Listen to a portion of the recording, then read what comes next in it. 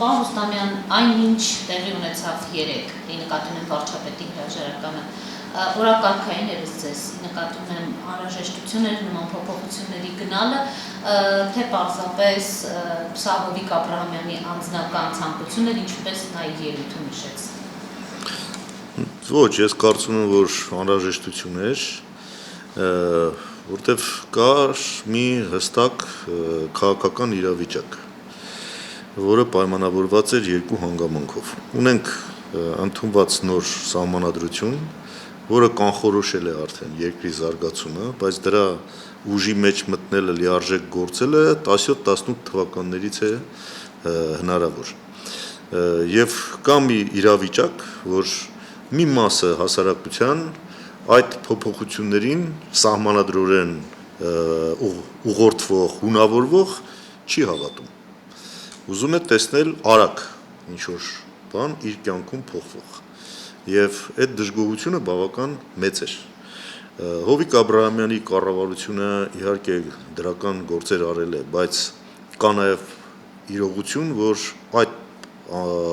պայմաններում անգամ ժողովրդի դժգոհությունը բավականին մտահոգիչ մակարդակի վրա էր։ Եվ ուրեմն պետք է քայլեր կատարվեին, որ այն հեռանկարը, որ գոյություն ունի սահմանադրական փոփոխություններով պայմանավորված, պետք է դա նկատի ունենալով քայլեր կատարել, որ այդ process-ները ավելի շուտ սկսեն։ Բարեփոխումների process-ը այդ ուղղությամբ գնացող շուտ սկսեն։ Եվ դրա համար ոչինչ չէր խանգարում։ Այսօրվա հնարավորությունները, որ նախագահի լիազորություններով պայմանավորված գոյություն ունեն, այո, թույլ են տալիս, որ նախագահը այդ խնդիրը եթե դնի օրակարգի վրա,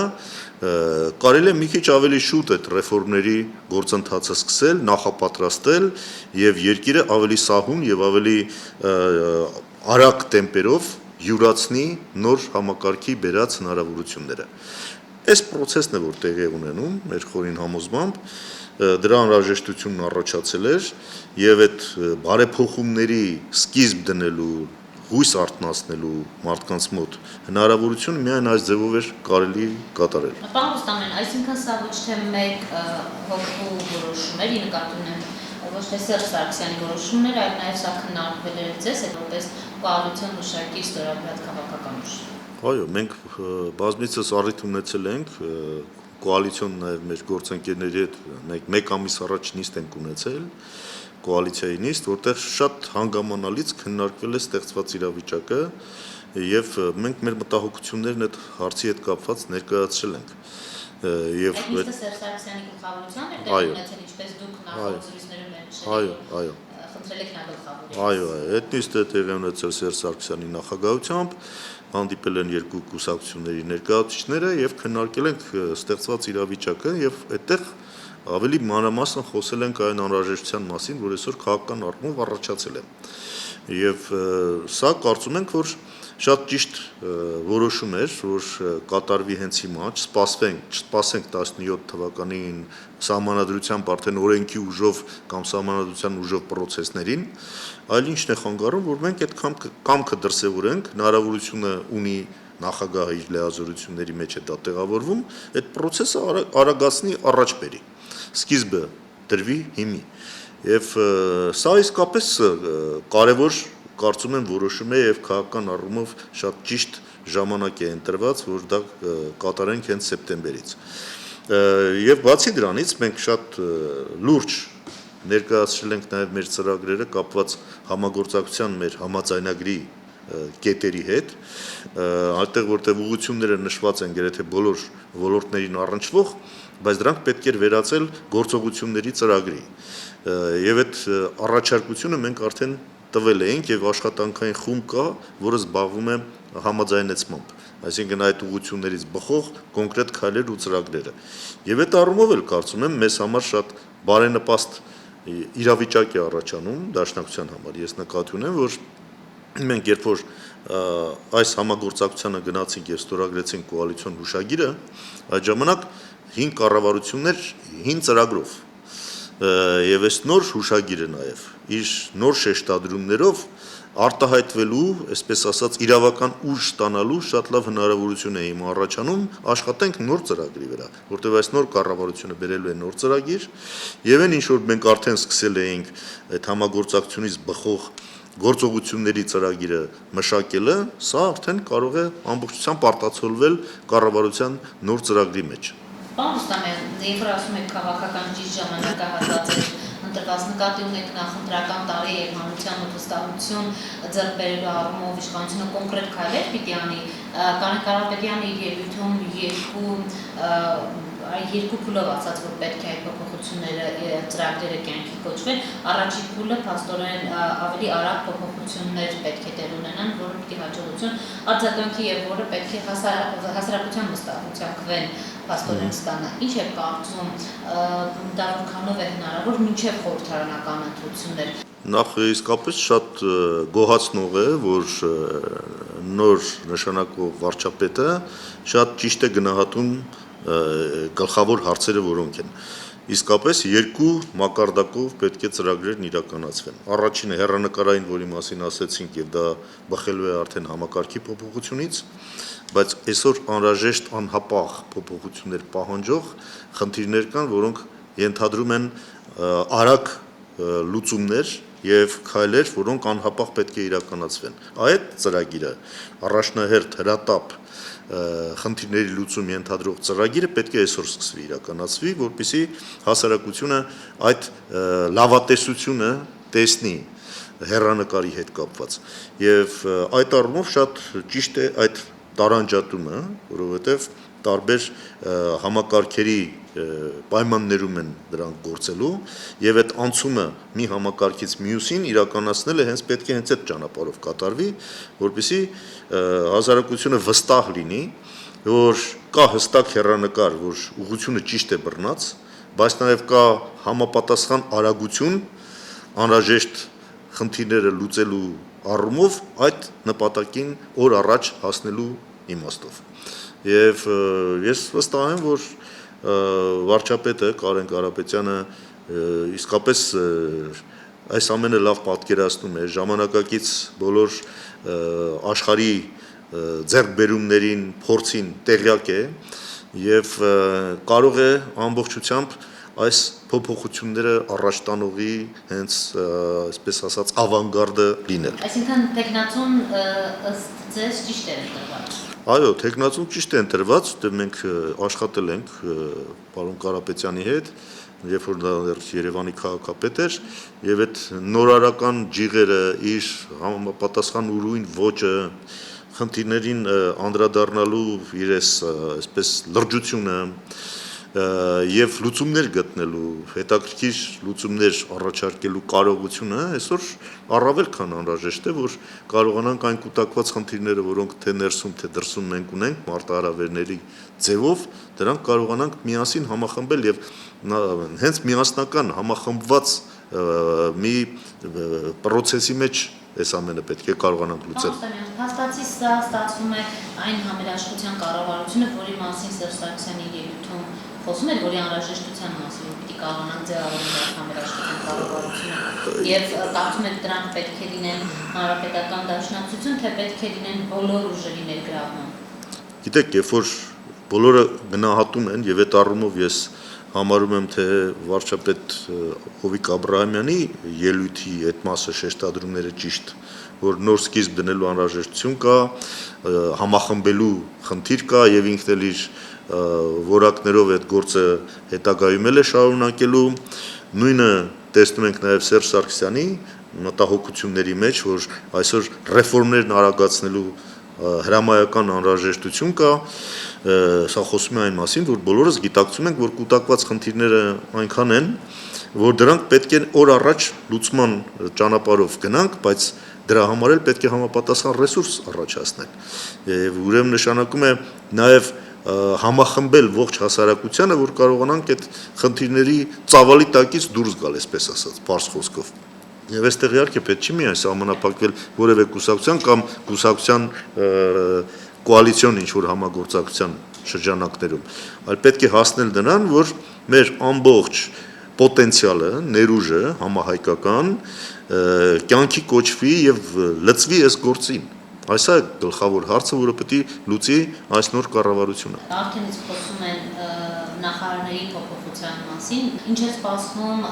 դաշնակցության պատգամավորներին, այս մասով ապահովագրված են նրանք։ Մեր պորտֆելներին, մեր նախարարներին կարծում եմ որևէ վտանգ չի սպառնում, այսպես ասած,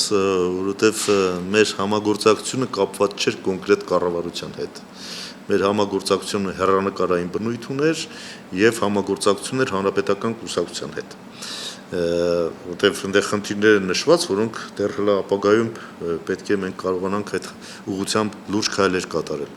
Եվ դրա համար կարծում եմ, որ քանի որ համագործակցության ուշագիրը ուժի մեջ է, համաձայնագիրը ուժի մեջ է, որևէ փոփոխություն այդ առումով չի կարող տեղի ունենալ եւ մեր այսպես ասած պորտֆելները չեն պակասի հաստատ։ Պարոն Ռուստամյան, ընտրական օրենսգրքի շուրջ հետաքրքիր իրավիճակ է ստեղծվել, արդեն արդյունքները վերջնական պարզ կլինեն, ընտրացուցակների հրապարակման հետ կապված այդ կոնսենսուսը կլինի թե ոչ, դաշնակցությունը որոշ այդ 4+4+4 ձևաչափով հանդիպումներին պարբերաբար մասնակցում էր, արդյոք այսօր նույնպես մասնակցում է այդ քննարկումներին եւ արդյոք ընտրացուցակների հրապարակումը կարող է իսկապես քաղաքասարակություն եւ քաղաքական ուժեր համախմբման առիթ հանդիսանալ, ինչպես երրորդ ընթերցման ընտրական օրենսգիրքը փոխեցավ։ Նախ հետևում ենք այդ բանակցություններին, որ տեղի ունենում կոնկրետ հարցերի հետ կապված արդեն, եւ դրա համար այդպես մեծ ֆորմատով հավաքվելու կարիք չկա։ Բոլորս հասկանում ենք որտեղ են հարցերը։ Ես հուսով եմ, որ այդուամենայնիվ այս նոր ստեղծված իրավիճակում, որ տեխնիկական պատճառներով որոշ հարցեր փաստորեն լիարժեք հնարավոր չի լինում իրականացնել, այդուամենայնիվ ալտերնատիվ լուծումներ հնարավոր է գտնել։ Եվ այդ ուղղությամբ աշխատում ենք նաև մենք մեր առաջարկություններով, որպեսզի կարողանանք իսկապես պահպանել այն ձեռք բերած կոնսենսուսը, որը շատ լավ դեր խաղաց։ Իդեպ ես համարում եմ, որ դա իր ուժը չի կորցրել, արդեն իսկ այդ ուղղությամբ գնալով մենք հասել ենք բավականին լուրջ հաջողությունների։ Հնարավոր է դուք մինչև այդ համերաշխության կառավարության ձևավորման մեջ այդ բոլոր ուժերի ներգրավվածությունը պահպանել։ Ես կառավարության մասին չեմ ասում, համագործակցության լայն շրջանակ, որը նույնպես չեմ բացառում, որ նույնպես վատ գաղափար չի, բայց խոսքը գնում է ընտրական պրոցեսներում այդ սկսած համագործակցությունը իսկապես պաշտպանելու մասին, որովհետև ի վերջո բոլորի նպատակը հիմնական քաղաքական ուժերի առաջիկա ընտրություններն են եւ այդ ընտրություններում արդար մրցակցային վիճակ ստեղծելը արդյունքների նկատմամբ վստահություն եւ հավատ առաջացնելը բոլորի հիմնական հարցն է լինելու եւ այստեղ շատ կարեւոր է որ այդ կոնսենսուսը հնարավորինս լայն պահպանվի եւ այդտեղ ինչ որ լուծումներ որոնք կնպաստեն այդ համագործակցությանը, որ կարողանանք նույն ոգով շարունակել, որ մինչև հիմա կատարել ենք, այդտեղ մենք պատրաստ ենք մեր ամենաանմիջական մասնակցությունը բերել։ Ինչ է կարծում, կա այսօր այնքան քաղաքական կամք, որ խաղի կանոններ փոխվեն, նկատի ունեմ մեր երկրում առկա խնդիրները մենք գիտենք դեռ շարունակ ինչպիսի լուծում են ստացել, թե ինչպես մեր երկրում մենաշնորհների դեմ պայքար չի ստացվում, կոռուպցիայի դեմ պայքար չի ստացվում։ Ինչ է կարծում, խաղի կանոնները իսկապես փոխվել են, թե սրանք կոսմետիկ փոփոխություններ են։ Տեսեք, խաղի կանոնները ինքնին կփոխվեն, երբ որ ասացի սահմանադրությունը ամբողջությամբ սկսի աշխատել։ Երբ որ կառավարման համակարգը փոխվում է, խաղի կանոնները դրա հետ միասին անպայման փոխվելու են, որտեղ դա դրանից ածանցվող է։ Բայց մենք հենց այդ ենք ասում, որ քանի որ այդ ուղղությամբ պետք է գնան, ուզեն թե չուզեն, միևնույն է ով էլ լինի, ինչու այսօր դրան համապատասխան խաղի կանոններ մենք մեր մեջ չհաստատենք, որ ավելի հեշտ լինի անցումը։ Այս ծրագիրն է, որ կարծում եմ այսօր իրականացվում է, եւ սրա պարտադրանքը կա։ Հրամայական անհրաժեշտություն, որ ասում ենք իրավիճակը փոխելու, միայն անձանցով փոխելով դա չի տեղի ունենա։ Ամեն ինչ, հուլիսյան դեպքերը, դրանից առաջվա ապրիլյան ամեն ինչ, բոլորը մեզ այնպիսի տարի բաժին ընկավ, որ ուղղակի շատ մերկ ցույց տվեց մեր հիմնական մարտահրավերները, եւ դրանից խուսափել հնարավոր չի։ Սա պարտադրանք է բոլորի համար, որ ամբողջությամբ վերանայենք մեր մինչև հիմա ապրելակերպը, մեր ոճը գործնեության, հարաբերություններն իշխանության մեջ, եթե ուզում ենք լուրջ փոփոխություն առաջացնել, ուրեմն պետք է այդտեղ հեղափոխական լուծումներ ունենանք, կատարենք, վերանայենք ամեն ինչ, ադապտացնենք ստեղծված խնդիրներին մեր հարաբերությունները իշխանության մեջ եւ խաղի կանոնները, որ կարողանանք համախմբումը ունենալ լայն հասարակական, որը խոսքով չի կարող լինել։ Դա պետք է մի սուարյուն ստանա, երբ որ մարդիկ կտեսնեն, որ իսկապես բան է փոխվում, կհամախմբվեն։ Ինչ է համախմբվել, եթե տեսնում են, որ այդ համախմբումը բերելու է ինչ-որ մեկի հատվածական շահերի սպասարկմանը։ Պետք է բոլորի մոտ հավատ առաջանա, որ այդ համախմբման արդյունքում բոլորն են շահելու, որովհետև այդ համախմբումը նպատակ ունի առաջացած եւ բոլորի առաջ կանած խնդիրները լուծել։ Այսինքն իշխանությունը կկտրի այն ճյուղը, որի վրա նստած է, նկատի ունեմ օլիգարխներ, իշխանությունը արդեն ճյուղ չկա նստելու։ Արդեն պետք է մենք հասկանանք, որ միակ տեղն ու հենարանը մեր հասարակությունն է, մեր ժողովուրդն է, մեր ներուժն է։ Էդ է միակ եւ անսասան ճյուղը։ Իսկ մնացած ճյուղերը խաբուսիկ են, դրանք կամ փտում են, կամ կոտրվում են։ Դա համար պետք է լավ հասկանալ, որ այսօր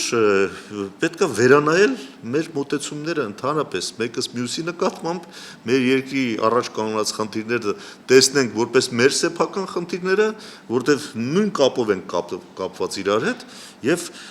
բոլորս մեր ջանք ու եռանդը դնենք, որ այս հարցերը կարողանանք որ առաջ լուծել։ Թշնամի ունենք, որ օր առաջ սպասում է մեր, այսպես ասած, կորստին, կործանմանը, մեր ձախողումներին։